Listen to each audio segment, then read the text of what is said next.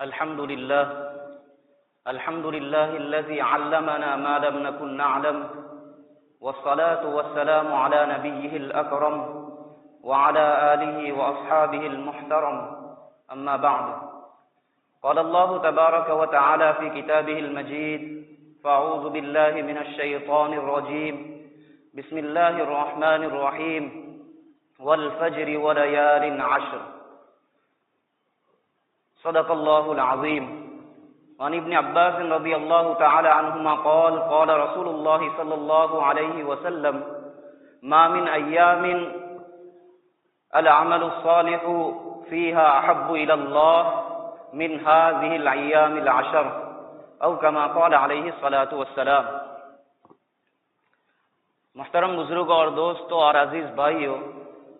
اللہ تبارک و تعالی نے نبی کریم صلی اللہ علیہ وسلم کی دلجوئی کے خاطر اور اسی طرح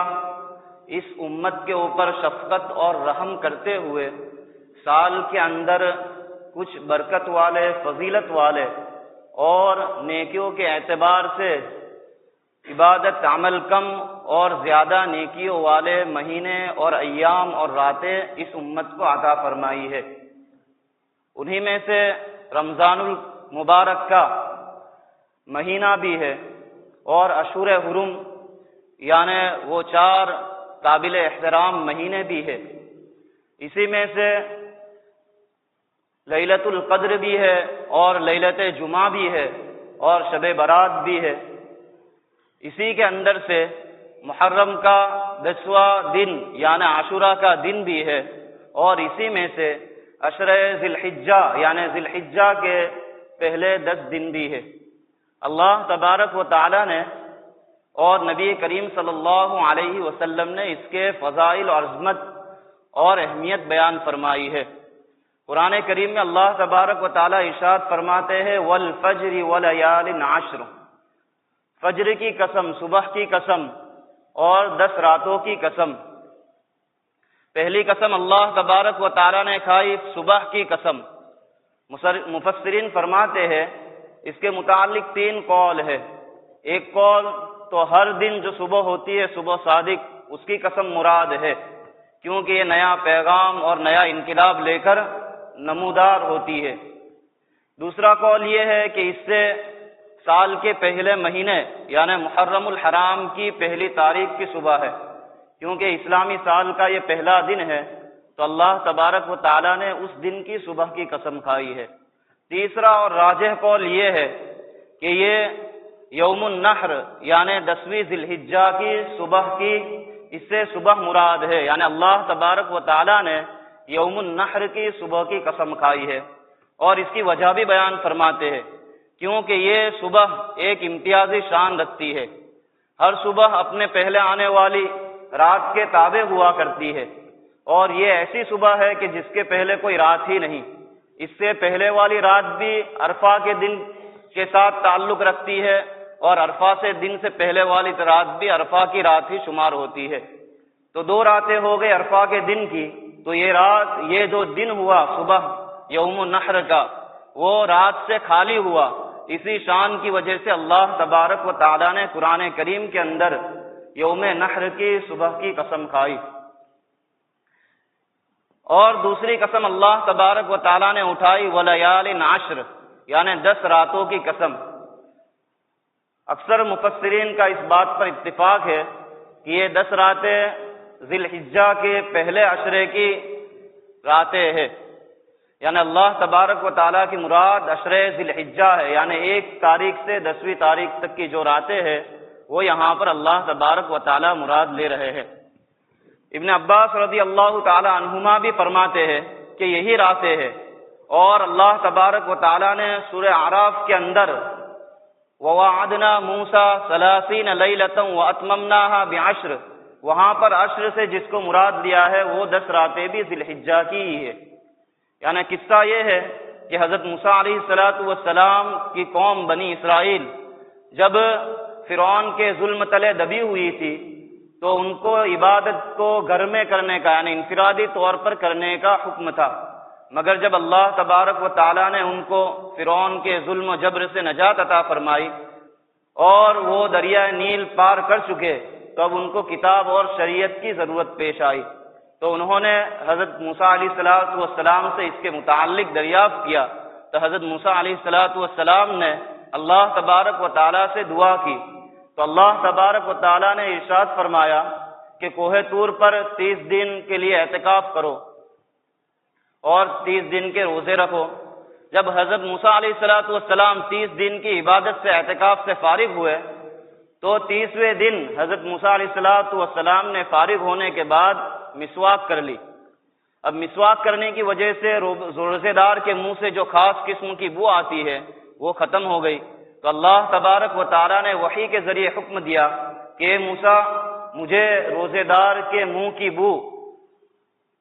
مشک کی خوشبو سے بھی زیادہ پسند ہے، جسے تم نے ختم کر دیا، لہذا مزید 10 دنوں کا روزہ رکھو اور اعتکاف کرو۔ تو حضرت عبداللہ ابن عباس رضی اللہ تعالی عنہما فرماتے ہیں حضرت موسیٰ علیہ السلام نے جو مزید 10 دن کی عبادتیں کی ہے، اعتکاف کیا ہے، وہ بھی عشر ذی الحجہ کے 10 دن ہیں، اور 30 دن جو پہلے تھے وہ ذی القعدہ کے 30 دن تھے۔ تو اسی طرح حضرت موسیٰ علیہ السلام نے 40 دن مکمل کیے۔ تو اس قسم سے ان دنوں کی فضیلت معلوم ہوتی ہے، لہذا نبی کریم صلی اللہ علیہ وسلم نے بھی اسی فضیلت کے پیش نظر ارشاد فرمایا کہ سال کے دنوں میں سے سب سے زیادہ اعمال کے اعتبار سے پسندیدہ اور محبوب اللہ کے نزدیک عشر ذی الحجہ کے 10 دن ہے۔ اللہ تبارک و تعالیٰ کو ان دنوں میں جو عبادت کی جاتی ہے وہ دیگر ایام میں کی جانے والی عبادت کے مقابلے میں بہت زیادہ پسند ہے۔ صحابہ نے جب یہ بات سنی تو اللہ کے رسول سے دریافت کیا، کیونکہ وہ عبادت کے نیکیوں کے خواہاں تھے، حریص تھے، تو فرمایا اللہ کے رسول جہاد سے بھی افضل، یعنی کوئی ان دنوں کے علاوہ میں جہاد فی سبیل اللہ کرے تو اس کے مقابلے میں بھی ان دنوں کی عبادت افضل ہے؟ تو اللہ کے رسول نے فرمایا ہاں، کہ جہاد سے بھی ان دنوں کے علاوہ کوئی جہاد کرے تو جہاد کے مقابلے میں بھی ان دنوں کی عبادت افضل ہے۔ پھر ساتھ میں آپ نے ارشاد فرمایا مگر وہ شخص جو اللہ کے راستے میں سب کچھ قربان کر دے، یعنی خود بھی شہید ہو جائے اور اس کا متاع سامان بھی قربان ہو جائے، تو وہ پھر فضیلت کے اندر بڑا ہوا ہے۔ اسی طرح حضرت ابو ہریرہ رضی اللہ تعالی عنہ کی روایت ہے، اس کے اندر مزید ان الفاظ کی زیادتی ہے کہ رسول اللہ صلی اللہ علیہ وسلم نے ارشاد فرمایا کہ ان دنوں میں سے ہر دن کا روزہ سال کے روزے کے برابر ہے، یعنی کوئی ایک روزہ رکھتا ہے عام دنوں میں، کوئی پورا سال روزہ رکھتا ہے، اور عشر ذی الحجہ کا ایک روزہ رکھتا ہے تو ایک روزہ سال کے نفل روزے کے برابر ہے۔ اسی طرح آگے فرمایا آپ صلی اللہ علیہ وسلم نے کہ ان راتوں میں سے یعنی عشر ذی الحجہ کی راتوں میں سے ایک رات کی عبادت لیلۃ القدر کی عبادت کے برابر ہے، یعنی کوئی ایک رات بھی جاگ کر عبادت کر لے تو اس کو لیلۃ القدر کی عبادت کا ثواب اللہ تبارک و تعالی عطا فرمایا کرتے ہیں۔ لیلۃ القدر کی تعین یہ تو اللہ کی طرف سے پوشیدہ ہے کہ وہ متعین نہیں ہے، مگر یہ 10 راتیں تو ہمیں معلوم ہے، لہذا بڑی ہی بدقسمتی ہوں گی کہ جس کو یہ فضیلت معلوم ہو اور اس کے بعد بھی وہ ان راتوں کو اور دنوں کو عبادت میں نہ گزارے۔ محقق حضرت مولانا منظور نعمانی صاحب رحمۃ اللہ علیہ فرماتے ہیں کہ فضائل جو عبادات کے متعلق ایسے حدیث کے اندر وارد ہوئے ہیں جو عقل سے ماورا ہے، یعنی عقل میں آنے والے نہیں ہیں، تو وہی شخص اس سے شک اور شبہ کرتا ہے جو اللہ کے رحم و کرم اور اللہ کے انعامات سے نا واقف نا آشنا ہے، ورنہ جو اللہ تبارک و تعالیٰ کو مختار کل اور ارحم الراحمین جانتا ہے اس کو معلوم ہے کہ اللہ تبارک و تعالیٰ ہر چیز پر قادر ہے۔ اللہ تبارک و تعالیٰ چاہے تو کسی بھی عمل کے نیکیوں کو لاکھوں گنا زیادہ کر دے اور کسی بھی دن کی عبادت کا ثواب جتنا چاہے اللہ عطا فرما سکتے ہیں۔ اسی طرح حضرت حفصہ رضی اللہ تعالیٰ عنہ فرماتی ہے کہ نبی کریم صلی اللہ علیہ وسلم 4 چیزوں کا بہت زیادہ اہتمام کیا کرتے تھے۔ نمبر 1 عاشوراء کے روزے کا، نمبر 2 عشر ذی الحجہ کے روزوں کا اور عبادت کا آپ صلی اللہ علیہ وسلم اہتمام کرتے تھے، نمبر 3 ایام 20 کے روزے کا، یعنی ہر مہینے کے 3 روزے آپ صلی اللہ علیہ وسلم اہتمام سے رکھتے تھے، اور نمبر 4 فجر سے پہلے 2 رکعت کا یعنی 2 رکعت سنت کا جو فجر کی شمار ہوتی ہے، یہ آپ صلی اللہ علیہ وسلم بہت اہتمام سے کیا کرتے ہیں۔ اب علماء کے درمیان یہ ایک بحث چھڑ گئی کہ فضائل تو اس کے بے شمار معلوم ہوتے ہیں، یعنی ایک رات کی عبادت شب قدر کی عبادت کے بقدر ہے، یعنی اس کا ثواب اتنا زیادہ ہے، تو کون سا عشرہ افضل ہے؟ یا رمضان کا آخری عشرہ افضل ہے یا عشرہ ذی الحجہ کا پہلا عشرہ افضل ہے؟ تو اس کے متعلق ابن تیمیہ رحمۃ اللہ علیہ نے ایک فیصلہ کن بات ارشاد فرمائی ہے، جس کو علماء نے قبول کیا ہے۔ وہ یہ ہے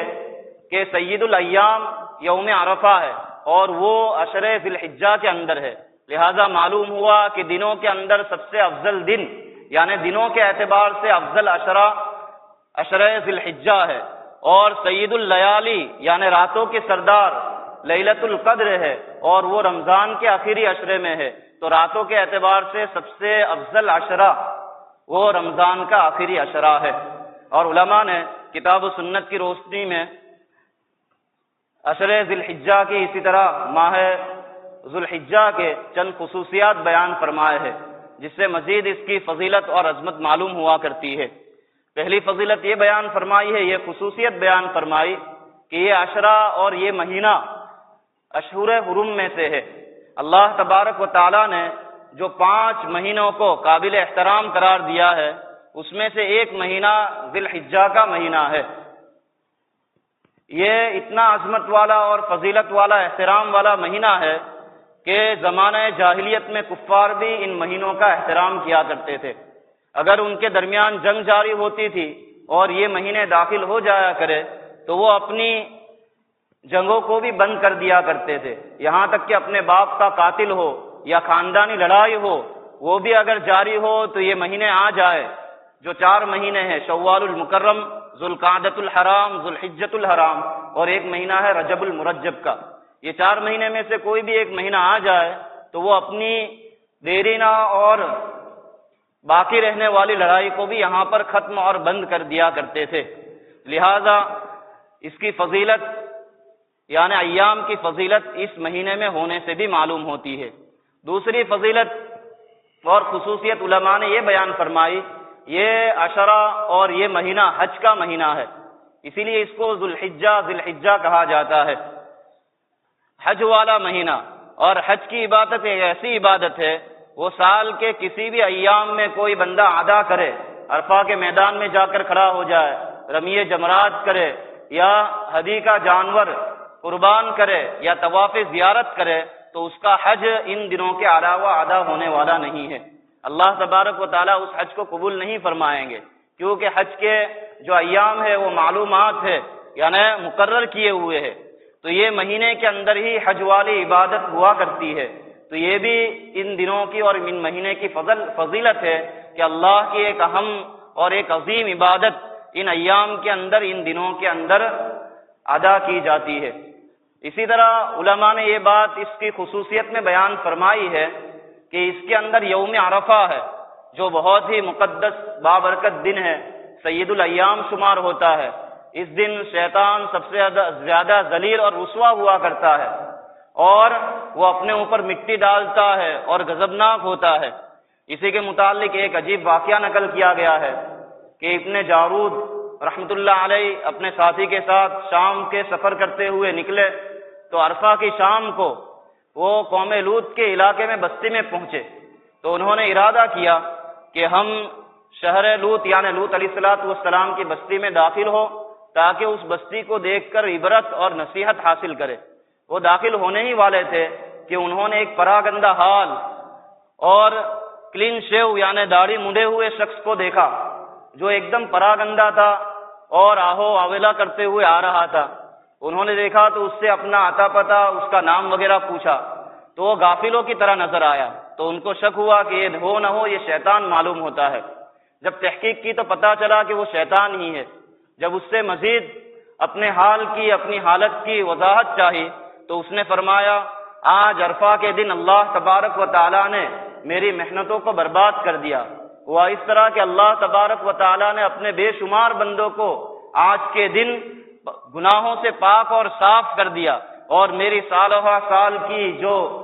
میری کوششیں تھی، کاوشیں تھی، جو میرا مقصد تھا وہ بیکار ہو کے رہ گیا۔ لہٰذا آج میں اس حالت میں ہوں، میں نا امید ہوں، میں پریشان ہوں، میں غضبناک ہوں۔ تو میں تسلی حاصل کرنے کے لیے، اپنے اس غم کو بھلانے کے لیے قوم لوط کی بستی میں آیا ہوں کہ ان کے عذاب کو دیکھوں، اور میں خوش ہوں کہ میری وجہ سے یہ لوگ برباد ہوئے تھے، یہ قوم برباد ہوئی تھی، اور اللہ کا غضب اس قوم کے اوپر نازل ہوا تھا۔ تو اللہ تبارک و تعالیٰ نے ان دنوں کے اندر عرفہ کا دن بھی رکھا ہے، جس کے متعلق نبی کریم صلی اللہ علیہ وسلم ارشاد فرماتے ہیں، جس کے روزے کے متعلق کہ صیام یوم عرفہ احتسب علی اللہ ان یکفر السنۃ التی قبلہ والسنۃ التی بعدہ، کہ میں اللہ کی ذات سے امید رکھتا ہوں کہ اللہ تبارک و تعالی عرفہ کے دن کے روزے رکھنے سے ایک سال پہلے اور ایک سال کے گناہوں بعد کے گناہوں کو معاف فرما دیں گے۔ علماء فرماتے ہیں کہ ایک سال کے بعد کے گناہ، ایک سال پہلے کے گناہ تو معلوم ہوتے ہیں کہ بندہ کرے گا تو گناہ معاف ہوں گے، مگر بعد کے گناہ کیسے معاف ہوں گے، ابھی تو کیے نہیں۔ تو علماء فرماتے ہیں اس کے اندر یہ نقطہ ہے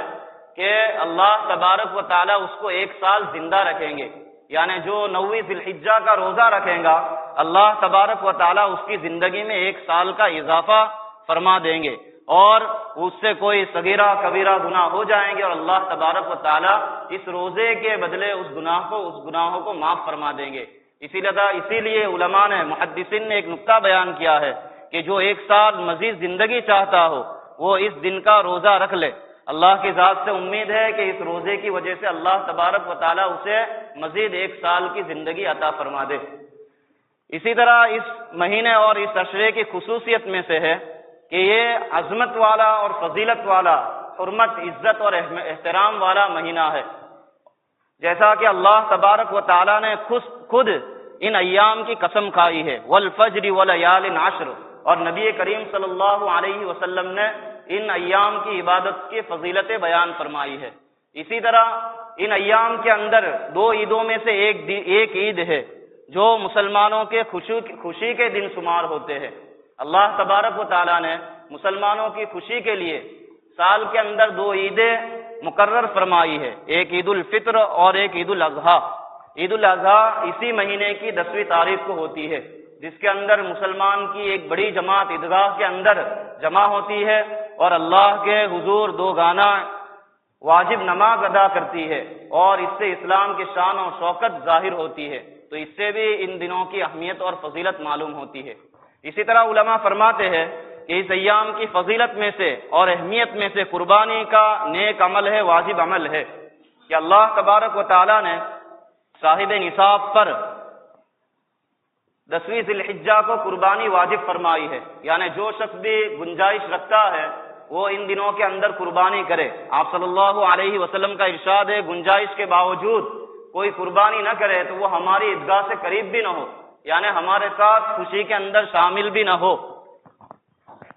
تو اس عبادت سے اور اس واجب عبادت سے بھی اس کی اہمیت معلوم ہوتی ہے کہ قربانی بھی ایک ایسا عمل ہے کہ انسان سال کے اندر کبھی بھی کرنا چاہے تو اس کو اس کا ثواب جو اللہ تبارک و تعالیٰ نے اس کے اوپر بشارت اور وعدے فرمائے ہیں وہ حاصل نہیں ہوگا۔ اگر جانور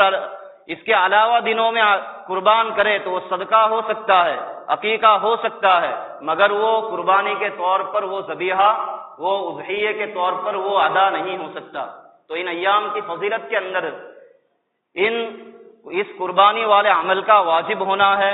اور اسی طرح علماء نے فرمایا ہے کہ ایام تشریق کا ہونا بھی ہے، کہ اللہ تبارک و تعالیٰ نے تکبیر تشریق کو ان دنوں کے اندر، یعنی 9ویں ذی الحجہ یوم عرفہ کی فجر کے بعد سے لے کر 13ویں ذی الحجہ کی عصر کی بعد تک واجب قرار دیا ہے، یعنی جو بھی شخص چاہے مرد ہو یا عورت ہو، شہری ہو یا دیہاتی ہو، مرد ہو یا عورت ہو، کوئی بھی ہو، جب بھی فرض نماز پڑھے گا تو فرض کے بعد بآواز بلند 1 مرتبہ تکبیر تشریق پڑھنا اس کے اوپر واجب ہے۔ اور یہ تکبیر تشریق اللہ کے برگزیدہ بندوں حضرت جبرائیل علیہ السلام، حضرت ابراہیم علیہ السلام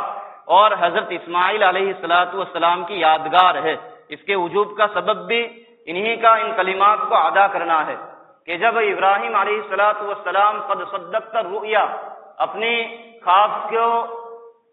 سچا کر دکھایا ابراہیم علیہ السلام نے، تو اللہ تبارک و تعالیٰ نے حضرت جبریل علیہ السلام کو حکم دیا کہ دمبا لے کر حاضر ہو جاؤ، تاکہ اس دمبے کی قربانی حضرت ابراہیم علیہ السلام کرے۔ جیسے ہی حضرت جبریل علیہ السلام دمبا لے کر آئے تو دیکھا کہ حضرت ابراہیم علیہ السلام اپنے لختے جگر کے گردن کے اوپر چھری چلا رہے ہیں، تو دور ہی سے آواز دی اللہ اکبر اللہ اکبر۔ یہ آواز سنی تھی ابراہیم علیہ السلام نے کہ سنتے ہی دیکھا تو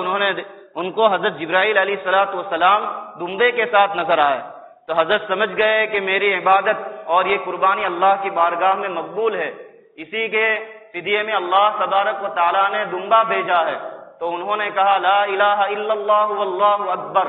یہ دونوں برگزیدہ بندوں کی آواز جب حضرت اسماعیل علیہ السلام کے کان میں پڑی، انہوں نے سنی، تو وہ بول اٹھے اللہ اکبر وللہ الحمد۔ تو یہ اللہ کے برگزیدہ بندوں کی صدا ہے جو ایک مخصوص حالت میں ان کی زبان سے جاری ہوئی ہے۔ تو اسی کیفیت کے ساتھ ہم 9 ذی الحجہ یعنی عرفہ کے دن فجر کے بعد سے اس تکبیر کو، واجب تکبیر کو ادا کرے اور اس کا اہتمام کرے۔ ایسا نہ ہو کہ کوئی نماز ہماری چھوٹ جائے جس کی وجہ سے یہ واجب عمل چھوٹ جائے۔ اسی طرح اس کے متعلق ایک کوتاہی یہ ہوتی ہے کہ مرد تو جماعت کے ساتھ نماز ادا کرتے ہیں تو کہیں نہ کہیں اس تکبیر کو کہہ لیا کرتے ہیں، مگر عورتیں پورے سال اس تکبیر کی مشروعیت نہیں ہے، لہٰذا ان 5 دنوں کے اندر بھی ان تکبیرات سے محروم رہتی ہے۔ لہٰذا علماء نے ایک طریقہ بیان کیا ہے کہ گھر کی عورتوں کے مصلوں کے اوپر تکبیر تشریق صرف اتنا لکھ کر رکھ دے، یا کوئی ایسی جگہ جہاں پر تکبیر تشریق کی بے حرمتی نہ ہو وہاں پر تکبیر تشریق مکمل لکھ کر چپکا دیا کرے، تاکہ جب بھی عورتیں نماز سے فارغ ہو اور ان کی نگاہ تکبیر تشریق کے اوپر پڑے تو وہ بھی تکبیر تشریق کو ادا کرے، ان کلمات کو اپنی زبان سے ادا کرے۔ اسی طرح ان ایام کی خصوصیت میں سے یہ بھی ہے کہ ام سلمہ رضی اللہ تعالی عنہا ارشاد فرماتی ہے کہ آپ صلی اللہ علیہ وسلم نے ارشاد فرمایا کہ جو لوگ بھی قربانی کرنا چاہے تو ذی الحجہ کا چاند دیکھتے ہی وہ اپنے بال اور ناخن کو نہ کاٹے، یعنی جن کے اوپر قربانی واجب ہے یا نفل قربانی کرنا چاہتے ہیں وہ ذی الحجہ کا چاند یعنی پہلی ذی الحجہ سے ہی اپنے ناخن اور بال کو کاٹنا چھوڑ دے۔ اس کے اندر حکمت یہ ہے کہ اس بال اور ناخن نہ کاٹنے میں حجاج کرام کے ساتھ مشابہت ہو جایا کرتی ہے اور اللہ کی رحمت ان کے طفیل ہم پر بھی نازل ہو جایا کرتی ہے۔ اسی طرح ان ایام کی خصوصیات میں سے یہ بھی ہے کہ 5 ممنوع دن جس کے اندر اللہ تبارک و تعالیٰ نے روزہ رکھنے سے منع فرمایا، ان میں سے 4 دن انہی 10 دنوں کے اندر اسی ذی الحجہ کے مہینے کے اندر ہے، جس میں اللہ تبارک و تعالیٰ اپنے بندوں کی ضیافت یعنی مہمانی کیا کرتے